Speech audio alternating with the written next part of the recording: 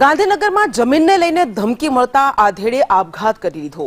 ઉમેશ સોની નામના આધેડને ધમકી મળતા તેમણે મોતને વહાલું કરી લીધું। ટ્રસ્ટની જમીનને લઈને ધમકી મળતા આપઘાતનો ઉલ્લેખ કરવામાં આવ્યો છે। અનેક વખત પોલીસ ફરિયાદ કરવામાં આવી, તેમ છતાં કોઈ કાર્યવાહી કરવામાં ન આવી। પોલીસને આ મૃતક પાસેથી સુસાઇડ નોટ પણ મળી આવી છે।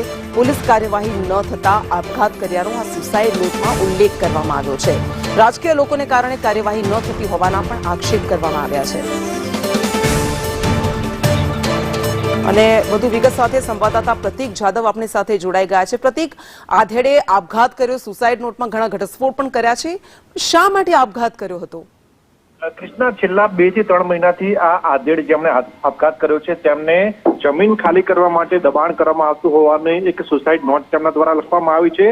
ગાંધીનગર જિલ્લાના એસપી અને ડીએસપી ને આ સુસાઇડ નોટ લખવામાં આવી છે, જેની અંદર સ્પષ્ટપણે ઉલ્લેખ કરવામાં આવ્યો છે કે કેટલાક વ્યક્તિઓ દ્વારા તેમને છેલ્લા 2 થી 3 મહિનાથી દિવસમાં 2 થી 3 વખત ધમકી આપવામાં આવતી હતી અને તેમના જે પુત્ર છે તેમના પુત્રનો ધંધો પણ આ આરોપીઓ દ્વારા બંધ કરાવી દીધો હતો અને આ જ કારણથી હવે તેમની પાસે કોઈ વિકલ્પ ન રહેતા તેમણે સુસાઇડ કર્યું હોવાનું સુસાઇડ નોટમાં ઉલ્લેખ છે। આ સાથે જ તેમણે સુસાઇડ નોટમાં એ પણ ઉલ્લેખ કર્યો છે કે આ બાબતે અનેક વખત પોલીસમાં રજૂઆત કરી છે, પરંતુ પોલીસે પણ કોઈ કાર્યવાહી ન કરી હોવાના કારણે આખરે તેમને આજે સુસાઇડ કરવાનો વારો આવ્યો છે। કારણ કે જેમના સામે આક્ષેપ થઈ રહ્યા છે તે લોકો રાજકીય વગ ધરાવે છે અને આ જ કારણથી પોલીસ દ્વારા કોઈ નક્કર કાર્યવાહી નથી થતી।